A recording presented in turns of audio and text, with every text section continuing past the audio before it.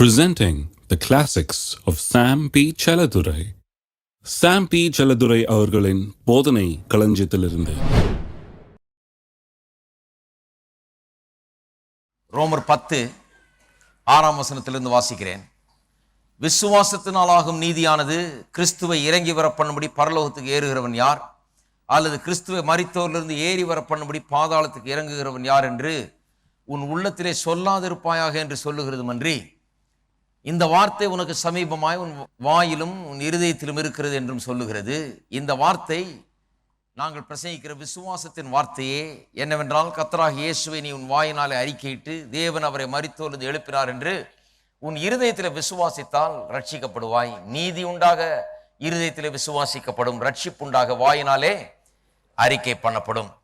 நமக்கு வார்த்தை கொடுக்கப்பட்டிருக்கிறது. அந்த வார்த்தை நம்முடைய வாயிலும் நம்முடைய இருதயத்திலும் இருக்கிறதாம். முதல்ல வாயிலன்னு சொல்லியிருக்கோம், அப்புறம் இருதயம். அதான் ஏன் விளக்கணும் போன வாரம். ஏன் வாயில? முதல்ல வாயில இருந்தால் தான் உள்ளத்துல போகும், அப்புறம் இருதயத்தில் இருந்தால் தான் திரும்ப வாய்க்கு வரும். ஆகவே தான் வாயிலன்னு முதல்ல சொல்லிடுது. வாய் தான் ரூட் உள்ள போறதுக்கு. அப்ப வாயிலும் இருதயத்திலும் இருக்கிறது. அதாவது வாயில வார்த்தையை வைத்தா தான் இருதயத்துக்குள்ள போகும்ங்கிறத பேசினேன். இன்றைக்கு முக்கியமா உள்ளத்தில் இருக்கிற அந்த வார்த்தைகள் எப்படி வாயின் மூலமாக பேசப்பட வேண்டும், எப்படி காரியங்கள் நடக்க வேண்டும் என்று உங்களுக்கு விவரித்து காண்பிக்க விரும்புகிறேன். பாருங்க, முதலாவது காரியம் என்னன்னா, மனுஷனை தேவன் சில காரியங்களை தெரிந்து கொள்ளக்கூடிய ஆற்றல் மட்டுமல்ல, தெரிந்து கொள்ளக்கூடிய உரிமையும் உடையவனாக தேவன் உண்டாக்கி இருக்கிறார். தெரிந்து கொள்ளக்கூடிய ஆற்றல் மட்டுமல்ல, தேவனுடைய சாயல்ல உண்டாக்கப்பட்ட மனுஷனை தேவன் தெரிந்து கொள்ளக்கூடிய ஆற்றல் மட்டுமல்ல, தெரிந்து கொள்ளக்கூடிய உரிமையும் அவனுக்கு இருக்கிறது. ஆகவே மனுஷன் ஒரு வித்தியாசமான ஒரு ஆள். பாருங்க, அவனுக்கு ஏதாவது நடக்க வேண்டும் என்று சொன்னால் அவன் வார்த்தைகளை தெரிந்து கொள்ள வேண்டும். அவனுக்கு உரிமை இருக்குது. ஆகவே அவனுடைய வாழ்க்கையில் என்ன நடக்க போகிறது? அவன் எதை வேண்டும் என்று தெரிந்து கொள்ளுகிறானோ, அவனுடைய வாயினால எதை வேணும்னு பொறுக்கி தெரிந்து கொள்ளுகிறானோ அதைத்தான் அவன் அடைய முடியும். ஏன்னா அப்படி அவனை உண்டாக்கி விட்டார் ஆண்டவர். தெரிந்து கொள்ளக்கூடிய ஆற்றல் மட்டுமல்ல, எபிலிட்டி மட்டுமல்ல, அதை உரிமையை பெற்றவனாக அவன் உண்டாக்கப்பட்டிருக்கிறான். ஆகவே கர்த்தர் அவனுக்காக தெரிந்து கொள்ள முடியாது, வேறொருவரும் அவனுக்காக தெரிந்து கொள்ள முடியாது. அவன் தான் தெரிந்து கொள்ள வேண்டும். ஒவ்வொரு மனுஷனும் தான் தெரிந்து கொள்ள வேண்டும். அதனால தான் சொல்லி இருக்குது ரோமர் 10 நாம் வாசிக்கிறோம், இந்த வார்த்தை உனக்கு சமீபமாக உன் வாயிலும் உன் இருதயத்திலும் இருக்கிறது. இது நாங்கள் பிரசங்கிக்கிற விசுவாச வார்த்தை. இந்த வார்த்தைக்குள்ள விசுவாசம் இருக்குது. உனக்கு என்ன வேணுமோ அதற்கேற்ற வார்த்தை எடுத்து வாயில வைத்தால் அதற்கேற்ற விசுவாசம் உள்ள போகும். எதை தெரிந்து கொள்ள விரும்புகிறாயோ, எதை அடைய விரும்புகிறாயோ, அதற்கு எல்லாம் வேண்டிய, அதை அடைவதற்கு வேண்டிய விசுவாசம் எல்லாம் இந்த விசுவாச வார்த்தையில் இருக்குது. அதனால தான் இது விசுவாச வார்த்தை. இந்த விசுவாச வார்த்தையை எடுத்து வாயிலையும் இருதயத்திலும் வைத்தால் எதை நீ விரும்புகிறாயோ அதை நீ அடைந்து கொள்ளலாம். இதுதான் அடைய வேண்டிய வழி. ஒரு மனுஷன் ஒன்றை அடைய வேண்டும் என்றால் அவன் எதை விரும்புகிறானோ, அவன் எதை தெரிந்து கொள்றானோ அதுதான் அடைய முடியும். அவன் எப்படி தெரிந்து கொள்ள முடியும்? தன்னுடைய வாயிலே வார்த்தைகளை எடுத்து போட்டு அவன் தெரிந்து கொள்கிற வார்த்தையை பொறுத்து அவனுடைய வாழ்க்கை இருக்க போகிறது. அவன் வார்த்தைகளை தெரிந்து கொண்டு அந்த வார்த்தையில உள்ள வைத்து அந்த வார்த்தை தான் காரியங்களை பிறப்பிக்க போகிறது. அது சொல்லிட்டு சொல்லுகிறது, கர்த்தராகிய இயேசுவை நீ உன் வாயினாலே அறிக்கையிட்டு. இயேசுவை குறித்த சுவிசேஷத்தை கேட்குறீங்க, கேட்ட உடனே என்ன பண்றீங்க? எப்படி இதை தெரிந்து கொள்கிறது? ரட்சிப்பை நான் பெற்றுக்கொள்ளுகிறேன் என்று சொல்லுறவங்க எப்படி பெற்றுக்கொள்கிறார்கள்? கேட்டங்க, போயிட்டு வர்றேன், ஆமேன்ட்டு போறதில்லை. கேட்டங்க, நான் விசுவாசிக்கிறேன் அப்படின்ட்டு போறேன், அது விசுவாசம் இல்லை.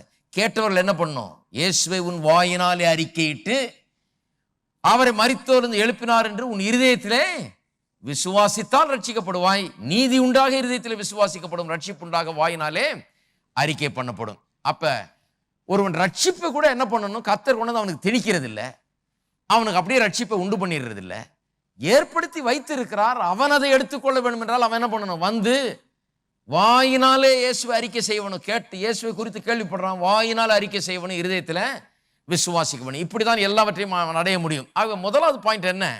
தேவன் மனுஷனை தெரிந்து கொள்ளக்கூடிய ஆற்றல் மட்டுமல்ல, தெரிந்து கொள்ளக்கூடிய உரிமையும் உடையவனாய் உண்டாக்கி இருக்கிறார். ஆகவே அவனுடைய வாழ்க்கையிலே அவன் எதை தெரிந்து கொள்கிறானோ, அவன் வார்த்தையின் மூலமாக எதை தெரிந்து கொள்கிறானோ அதைத்தான் அவன் அடைய போகிறான். இதை நான் எடுத்து காண்பிக்கிறேன். நீங்க வாஸ்தவம் அல்லவா? ரோமர் 10 இந்த வார்த்தை உனக்கு சமீபமாக வாயிலும் இருதயத்தில் இருக்குதுன்னு, அது அப்படியே பழைய ஏற்பாட்டிலிருந்து எடுக்கப்பட்ட வசனங்கள். உபாகமம் 30 திருப்போம். உபாகமம் 30 பழைய ஏற்பாட்டிலிருந்து வர்ற வசனங்கள். அப்படியே அதை அப்படியே மேற்கோள் காட்டுகிறார் அப்போஸ்தலனாகிய பவுல். புதுசா ஒன்றும் ஒரு வசனம் பேசலைங்க. பழைய ஏற்பாட்டில் ஏற்கனவே இருக்குது. ஏனென்றால் இது இந்த பிரின்சிபல் அங்கிருந்தே இருக்குது. விசுவாச கோட்பாடுகள் என்கிறது ஆதியாகமத்திலிருந்தே இருக்குது. அதனால்தான் ஆதியாகமம் 1ஆம் அதிகாரத்திலே சொன்னேன், அவர் என்ன சொன்னாரோ அப்படியே ஆயிற்று. அந்த கோட்பாடு தான் அப்படியே வந்துகிட்டு இருக்குது பாருங்க. அதான் விசுவாசத்தின் தேவன், விசுவாசத்தின் மக்கள் எல்லாமே விசுவாசத்தினால தான் உண்டாகிறது. அப்ப பாருங்க, உலகங்களை தம்முடைய வார்த்தையினால் உண்டாக்கினாராம். அப்போ நாம் இருக்க போகிற உலகம் நம்முடைய வார்த்தையினால் தான் உண்டாக போகிறது. அதான் பிரின்சிபல். அது பழைய ஏற்பாட்டிலையும் இருக்குது, புதிய ஏற்பாட்டிலையும் இருக்குது. அப்ப பவுல் பழைய ஏற்பாட்டிலிருந்து மேற்கோள் காட்டுகிறார். 30ஆம் அதிகாரம் உபாகமம் 30:11 வசனம். இன்று நான் உனக்கு விதிக்கிற கட்டளை உனக்கு மறைபொருளும் அல்ல, அது உனக்கு தூரமானதும் அல்ல. அதாவது தேவன் சில கற்பனைகளையும் கட்டளைகளையும் அவள் கொடுக்கிறார், வாக்குத்தத்தங்களை கொடுக்கிறார். அவர் சொல்லுகிறார், இதெல்லாம் நீ கேட்டு கவனமா இதன்படி செய்ய கவனமா இருந்தால் நீ ஆசீர்வாதத்தை பெறுவாய்ன்னு சொல்றார். சொல்லிட்டு சொல்றாரு, இதெல்லாம் உனக்கு மறைபொருளும் அல்ல, உனக்கு தூரமானதும் அல்ல. அப்படின்னா என்ன அர்த்தம்? இது நீ கண்டுபிடிக்க முடியாத ஒரு மறைபொருள் அல்ல, உனக்கு நான் கஷ்டமாக்கல. எத்தனை பேர் நம்புறீங்க கர்த்தர் நமக்கு கஷ்டமாக்கிறது இல்லைன்னு? சில நேரத்தில் சில மாணவர்கள் சொல்றாங்க, வாத்தியார் ரொம்ப கஷ்டமான பேப்பர் கொடுத்துட்டாரு. அவர் கஷ்டமான பேப்பர் சாதாரணமாக கொடுக்க மாட்டாங்க. வாத்தியார்கள் என்ன சொல்லி கொடுத்துருக்குறாங்களோ அந்த சொல்லி கொடுத்தது விளங்கிடுச்சான்னு பார்க்கறதுக்கு தான் பரீட்சை. எவ்வளோ கஷ்டமாக்கணுமோ ஆக்கிடுவோம் அப்படின்றதுக்கு இல்லை பரீட்சை. சொல்லி கொடுத்தது திட்டவட்டமா விளங்கி விட்டதா என்று பார்க்கறதுக்கு தான் பரீட்சை ஒழிய உங்களை இம்சப்படுத்துறதுக்காக பரீட்சை இல்லை, உங்களை தொந்தரவு பண்றதுக்காக பரீட்சை இல்லை, உங்களுக்கு கொடுமை பண்றதுக்காக பரீட்சை இல்லை. ஆனால் மாணவர்களுக்கு பாருங்க, சரியா சில நேரத்தில் படித்து சரியா சில நேரத்தில் விளங்காமல் இருக்கிறதுனால அவங்க என்ன நினைக்கிறாங்க, ரொம்ப கஷ்டமாக்கிட்டார். கஷ்டமாக்குறது இல்லை, சொல்லி கொடுத்தது தான் கேட்கிறார், விளங்கிடுச்சான்னு பார்க்குறாரு. இப்போ அப்போ ஒரு சாதாரண வாத்தியார் கூட பாருங்க, அவர் வேணும்னே உங்களை துன்பப்படுத்துறது இல்லை. பரீட்சையை கொடுத்து பரீட்சை நீங்கள் கற்றுக்கிட்டீங்களான்றதை பார்க்கறதுக்கு தான். தேவாதி தேவன் கர்த்தாதி கர்த்தன் வாத்தியாரோட ரொம்ப நல்லவர். அவர் என்ன சொல்றாரு, உனக்கு மறைபொருளா வைக்கலப்பா, நான் ரொம்ப ஈஸியா வச்சிருக்கேன், ரொம்ப தூரத்துலையும் வைக்கல, உனக்கு மறைச்சும் வைக்கல, நீ தேடி தேடி கண்டுபிடி பார்க்கலாம், இதை நீ அடைஞ்சிறியா பார்க்கலாம். எனக்கு ஞாபகம் இருக்கு, அந்த காலத்தில் ஒரு பிரசங்கியா சொன்னாரு, அது பெற்றுக்கொள்றதுன்னா அவ்வளவு ஈஸியா, நீ பெற்றுக்கொள்ளியாக்கும், நாங்கெல்லாம் அடியேன் 15 வருஷமா இதை பெரும்படியாக காத்து கொண்டிருக்கிறேன் அடியேன், நீ பெற்றுக்கொள்வாயா அப்படிங்கிறாரு. இல்ல அப்படிலாம் ஒண்ணு கிடையாது, ரொம்ப ஈஸி. அது சொல்றாரு, மறைபொருளும் இல்லை, அது உனக்கு தூரமாயும் வைக்கல, 8வது தூரத்திலையும் வைக்கல, நீ கண்டுபிடிக்க முடியாத மறைபொருளாகவும் வைக்கல, ரொம்ப வெளிப்படையா வச்சிருக்கிறேன், உனக்கு சிம்பிளா சொல்லித்தரேன், எப்படி இந்த வாக்கு தத்தங்களை நீ எடுத்து சொந்தமாக்கி கொள்ளலான்னு உனக்கு எளிமையான முறையில் காண்பிக்கிறேன்னு சொல்றாரு. அதான் அதனுடைய அர்த்தம். வசனத்தை வாசிக்கும் போது கவனிக்கணும் என்ன சொல்லுதுன்னு. மறைபொருளும் அல்ல, அது உனக்கு தூரமானதும் அல்ல.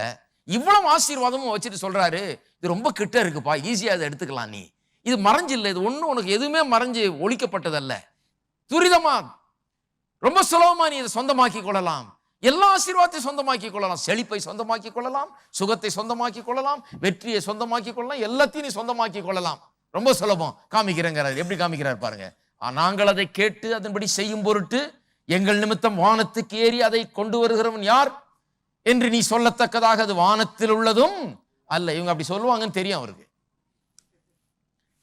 கர்த்தர் அப்படி சொல்லிட்டாருங்க, சொல்லுவாங்கன்னு தெரியும். இன்னைக்கு சொல்லிட்டு இருக்கிறாங்க கிறிஸ்தவ உலகத்தில். என்ன சொல்றாங்க, ஆசீர்வாதங்கள் எல்லாம் நமக்கு பரலோகத்திலே நமக்கு கிடைக்கும் சொல்றாங்களா இல்லையா? அதுதான் இங்க சொல்லாதேன்னு இருக்குது.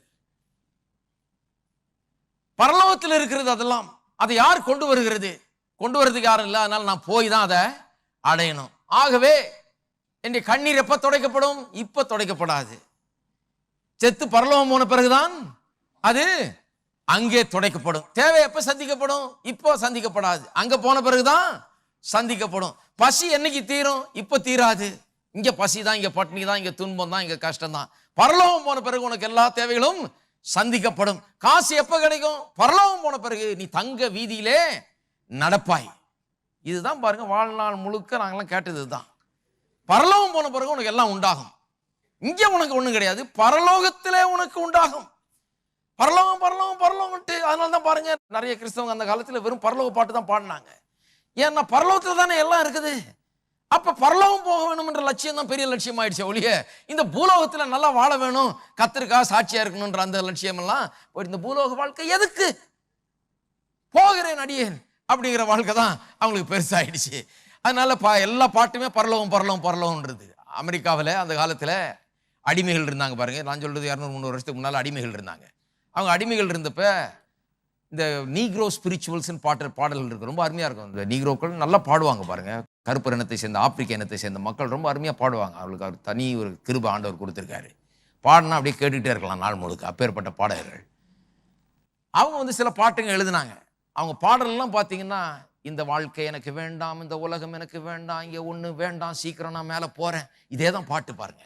அவங்க ஏன் அப்படி எழுதுனாங்கன்னா, அடிமைத்தனத்தில் கிடந்தாங்க. அவங்கள போட்டு மற்றவங்க அடித்து உழைச்சி வேலையை வாங்கி விலைக்கு விற்று ஆட்களை, தாயை எங்கே விற்கிறது, தகப்பனை அந்த ஊரில் விற்கிறது, பிள்ளையை தூக்கிட்டு போய் இன்னொரு 4 இடத்துல 4 பிள்ளையை வித்துடுறது. அவன் எவ்வளோ கஷ்டப்பட்டிருப்பான் பாருங்க. அவ்வளோ கஷ்டத்தில் அவனுக்கு பார்த்தான், எங்கடா நமக்கு இன்பம் வரப்போகுது, எங்கே நமக்கு சந்தோஷம் கிடைக்க போகுது. யாரோ சொன்னாங்க, பரலோகம் போனால் உனக்கு இந்த தொல்லைகள் எல்லாம் தீரும்னு. அவன் சொல்லிட்டான், நான் பரலோகம் போக வேண்டும், அங்கே தான் என் பிள்ளைய பார்க்க முடியும், அங்கே தான் என் பொண்டாட்டியை பார்க்க முடியும், அங்கே தான் என்னுடைய குடும்பத்தை நான் காண முடியும், அங்கே தான் எனக்கு சந்தோஷம், அங்கே தான் எனக்கு இந்த அடி உதையிலேருந்து நிம்மதி, அங்கே தான் அடிமைத்தனம் எனக்கு நீங்கன்னு சொல்லி அப்படி பாடல்கள் எழுதிட்டான். இன்னைக்கு நாம் என்ன பண்ணுறோம், யாரும் அடிமைத்தனத்தில் கிடையாது பாருங்க. ஆனால் அந்த பாடலை தான் பாடிட்டு இருக்கிறோம் நிறைய பேர். நிறைய பாடல்கள் எகிப்தில் இருந்த இஸ்ரவேலர்கள் வந்து புது பாட்டு கற்றுக்க வேண்டியதாக போச்சு. அதனால தான் புது பாடலில் பாடுகள்னு சொல்கிறாரு. ஏன்னா அந்த பழைய பாடல் வேணாப்பா, அங்கே இருந்துக்கிட்டு நீ செங்கற்சூளையில் அழுதுகிட்டே பாடின பாடலாம் இங்கே பார்த்து பாடாத. இப்போ செங்கற்சூளையில் இல்லை, நீ பாலும் தேனும் ஓடுகிற தேசத்துக்கு வந்து கொண்டிருக்கிற. அதனால அந்த பாடலாம் விட்டுட்டு வேற மாதிரி பாடல பாடு. ஒருத்தர் கேட்குறாரு, உங்கள் பாட்டே ஒரு தினுசா இருக்குதுன்னு. ஆமாம், நாங்கள் வேற தினுசான ஆட்கள். ஏன்னா நாங்கள் அடிமைத்தனத்தில் இல்லை, நாங்கள் கட்டப்பட்டு இல்லை, நாங்கள் ஒன்றுமில்லாதவர்கள் அல்ல, நாங்கள் பிசாசின் அடிமைத்தனத்திலும் இல்லை, பாவத்தின் அடிமைத்தனத்திலும் இல்லை, விடுவிக்கப்பட்ட மக்கள். ஆகவே எங்கள் பாடல்கள் எல்லாம் அதை குறித்ததாக இருக்கிறது. இந்த உலக வாழ்க்கையில வெற்றி, இந்த உலக வாழ்க்கையில சுகம், இந்த உலக வாழ்க்கையில ஜெயம், இந்த உலக வாழ்க்கையில மேன்மை, இந்த உலக வாழ்க்கையில ஆசீர்வாதம், இங்க எல்லாம் செஞ்சு முடிச்சுட்டு ஆண்டவருக்காக செய்ய வேண்டியதெல்லாம் செஞ்சுட்டு தான் அங்க போறேன். அங்க போறதுக்கு ஒன்றும் அவசரம் இல்லை. அவசரமா இருந்தா அவரே கூட்டு போயிருப்பாரு. ஏன் இங்க விட்டுட்டு போயிட்டு நான் போறேன் நீ இங்க ஏறி ஏன் சொன்னாரு? நிறைய பேருக்கு எல்லாம் விளங்கல பாருங்க. எல்லாம் பார்த்துட்டு தான் அவர் மேலே போகும்போது நம்மளும் போகலாமான்னு. தேவதூதன் சொல்றாரு, பார்க்காத போகலாம், போய் வேலையை பாரு. அவர் எப்படி போனாரோ அப்படியே திரும்பி வருவார். திரும்பி வர வரைக்கும் நீ போய் உன் வேலையை பாருன்னு நினச்சான். அப்போ நாங்கள் போக முடியாதுங்களா? இல்லை, அவர் போறாரு, பார்த்தாச்சு, முடிஞ்சது, கதை முடிஞ்சு, நீ போய் எருசலேமில் போய் அங்கே காத்திரு, பரிசுத்தாவியானவர் இறங்குவார், பரிசுத்தாவி ஊற்றப்படும். அதன் பிறகு உலகமெங்கும் சாட்சி சொல்லணும், உலகமெங்கும் சுவிசேஷத்தை அறிவிக்கணும். இவ்வளோ பெரிய வேலை இருக்குது. சகல சிருஷ்டிகளும் அதை கேள்விப்படணும், எல்லா மக்களும் அதை ரட்சிக்கப்படணும், எல்லா மக்களும் ஆண்டவரிடத்தில் திரும்பணும். இதெல்லாம் விட்டு போட்டு நான் பரலோகம் போறேன்னா ஏன்னா பரலோகத்தில் தான் எல்லாம் வைக்கப்பட்டிருக்கிறது. அங்கே போய் ஏறி வர்றதுக்கு இறங்கி வர்றதுக்கு ஆள் இல்லை, எடுத்துட்டு வர்றதுக்கு ஆள் இல்லை. அதனால நான் போய் அதை பெற்றுக்கொள்றேன்னு நினைக்கிறாங்க. சொல்லிட்டு தான் இருக்கிறாங்க. அதை பாருங்க. அதன் நிமித்தம் 13 நாங்கள் அதை கேட்டு அதன்படி செய்யும் பொருட்டு எங்கள் நிமித்தம் சமுத்திரத்தை கடந்து அதை கொண்டு வருகிறவன் யார் என்று நீ சொல்லத்தக்கதாக அது சமுத்திரத்துக்கு அப்புறத்தில் உள்ளதும் அல்ல. ரொம்ப கஷ்டமானது, ரொம்ப தூரத்தில் இல்லைன்றார். இதெல்லாம் ஈஸியா பெற்றுக்கொள்ளலாம் கர்த்தருடைய வாக்கு தத்தங்களை. எத்தனை பேர் விசுவாசிக்கிறீங்க? கர்த்தருடைய வாக்கு தத்தங்களை சுலபமாய் சொந்தமாக்கி கொள்ளலாம். அதை தான் இங்க போதிக்கிறதுல இருக்கிறேன் நான். கர்த்தர் என்ன வாக்கு பண்ணியிருக்கிறாரோ அதையெல்லாம் சுலபமா, ரொம்ப ஈஸி. அதனால தான் நான் இங்க போதிக்கிற விதம் சின்ன குழந்தை கூட வழங்கணும். அந்த விதத்தில் போதிக்கிறேன். ஏன்னா சுலபமாக்க விரும்புகிறேன். இருக்கிற கஷ்டத்தை கூட இன்னும் கொஞ்சம் சுலபமாக்கணும். அதுக்கு தான் பிரசங்கியார், இன்னும் கஷ்டமாக்குறதுக்கு இல்லை. பாருங்க, நீ அந்த வார்த்தையின்படியே செய்யும் பொருட்டு அது உனக்கு மிகவும் சமீபமாய் உன் வாயிலும் உன் இருதயத்திலும் இருக்கிறது. அப்ப பாருங்க எப்படி சொல்றாரு, தூரத்துல வைக்கல, வானத்திலிருந்து போய் ஒரு ஆள் இறங்கி எடுத்துட்டு வர்றதுக்கு, சமுத்திரத்தை கடந்து போய் ஒரு ஆள் கொண்டு வர்றதுக்கு நீ சமுத்திரத்தை கடக்கிற அளவுக்கு தூரத்திலையும் வைக்கல, நீ அந்த வார்த்தையின்படியே செய்யும்படிக்கு. அப்ப நான் கேட்கிறேன், ஆசீர்வாதங்கள் எல்லாம் எங்க வச்சுட்டாரு? வார்த்தையில வச்சுட்டாரு, வாக்கு தத்தங்கள்ல வச்சுட்டாரு, வார்த்தையில வச்சுட்டாரு. அப்ப சொல்றாரு, நீ அதை அடையணும்னா அந்த வார்த்தையின்படியே செஞ்சாதான் அதை அடைய போற. அதுக்குதான் கட்டளை எல்லாம் கொடுத்திருக்கிறார். நீ இதன்படி செய்தால் ஆசீர்வதிக்கப்படுவான்னு சொல்லிட்டாரு. அப்ப அந்த வார்த்தையின்படியே செய்யும்படிக்கு செய்யறது எவ்வளவு கஷ்டம்? செய்யும் பொருட்டு அது உனக்கு சமீபமாய் உன் வாயிலும், அதே வசனம் தான் அங்க ரோமர்ல இருக்குது, உன் வாயிலும் உன் இருதயத்திலும் இருக்கிறது. அப்ப கர்த்தர் சொல்றாரு, வாக்குத்தத்தங்கள்லாம் வச்சுட்டேன், நீ அதை அடையணும், இதெல்லாம் நீ அடையணும், நான் சொன்னதெல்லாம் நீ அடையணும், நீ இதன்படி கேட்டு இதன்படி நடந்தால் இதெல்லாம் உனக்கு சொந்தம்னு சொல்றாரு. எவ்வளவு கஷ்டம் இது? கஷ்டமே இல்லை. வானத்தில் போய் ஏறி இறக்கி எடுத்துட்டு வர வேண்டியதில்லை, சமுத்திரத்தை கடந்து போக வேண்டியதில்லை. எப்படி பின்ன? அந்த வார்த்தையின்படியே நீ செய்யும்படிக்கு அது உனக்கு மிகவும் சமீபமாய் உன் வாயிலும் உன் இருதயத்திலும் இருக்கிறது. இதோ ஜீவனையும் நன்மையும் மரணத்தையும் தீமையும் என்று உனக்கு முன்னே வைத்தேன். இதுக்கு தான் சொன்னேன் நான் முதலேயே, தேவன் தெரிந்து கொள்ளக்கூடிய ஒரு ஆற்றலை மட்டுமல்ல உரிமையை நமக்கு கொடுத்திருக்கிறார். கர்த்தர் சொல்றார், 2 இருக்குது உனக்கு முன்னால, நீ தெரிந்து கொள்ளணும். ஏதேன் தோட்டத்தில் மனுஷன் பாவம் செய்யறதுக்கு முன்னாடியே 2த்தையும் வச்சுட்டார் பாருங்க. நன்மை தீமை அறியத்தக்க விருட்சத்தின் கனி, பிறகு என்ன கனி? ஜீவ விருட்சத்தின் கனி. ஏன்னு சொன்னா சாய்ஸ் இருக்கணும்.